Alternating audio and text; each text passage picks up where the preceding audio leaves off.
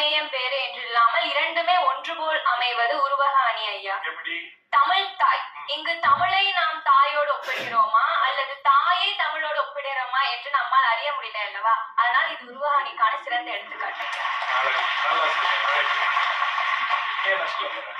எண்ணிலவையாக பெயரை எண்ணின் பெயர் அந்த எண்ணை குறிக்காமல் அதில் உள்ள பொருளுக்கு ஆகி வருவதால் அது எண்ணிலவையாக பெயராகும் ஐயா.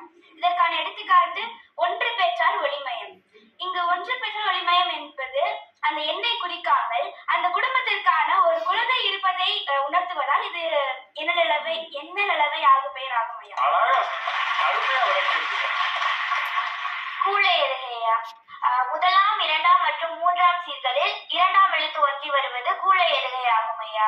அந்த சீர்கள்னு சொன்னி, அந்த சீர்னா என்னன்னு சிலருக்கு ஒருவேளை சந்தேகம் வரலாம். சீர்னா இரண்டு அல்லது ஒன்றிற்கு மேற்பட்ட அசைகள் அமைவது சீர்களாயும். சொல்லுக்கு இன்னொரு பெயர் தான் சீர், அப்படி கூட விளக்கலாம். இப்ப திருக்குறள்ல எத்தனை சீர்கள் இருக்கும்? முதல் அடியில் 4 சீர்களும் ஈற்றடியில் 3 சீர்களும் கொண்டிருக்கும் ஐயா. அழகா நீளமான விளக்கத்தை சொல்லியிருக்கிற உங்களுக்கு வாழ்த்துக்கள்.